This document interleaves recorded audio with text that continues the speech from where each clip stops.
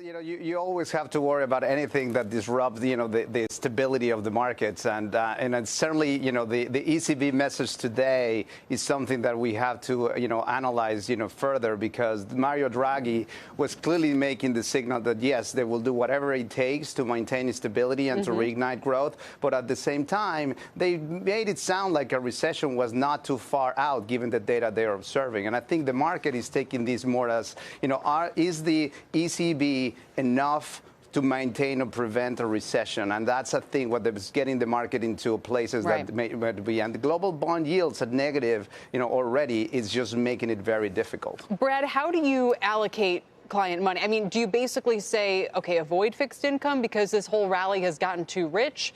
Do you like the stock market? Talk about what you think is safe to invest in this environment. Well, I think the U.S. economy is still fairly solid, so I think U.S. positions make a lot of sense. When you look abroad, certainly we're seeing slower growth in Europe, but at the same time, all of that slower growth really hasn't taken into account the effects of the stimulus.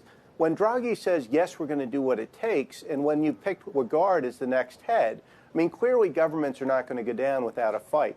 So I think there's still, given valuation concerns, it still makes sense to allocate internationally as well. Okay, and international stocks, international bonds? Well, when you look at bonds, the whole point is you should get paid for holding that paper. I don't like negative yields. I would tend to focus on U.S. yields, particularly U.S. sovereigns, because there's no currency concerns, particularly for U.S. investors. When I look abroad, I think credit makes more sense because there you're getting a positive return potentially, and you're not being tied into some of the actions of the central banks. You do have to be more defensive for fixed income. Yeah, I don't know how you can avoid, Omar, the actions of central banks at this point. So final question to you. How do you think investors should position right now?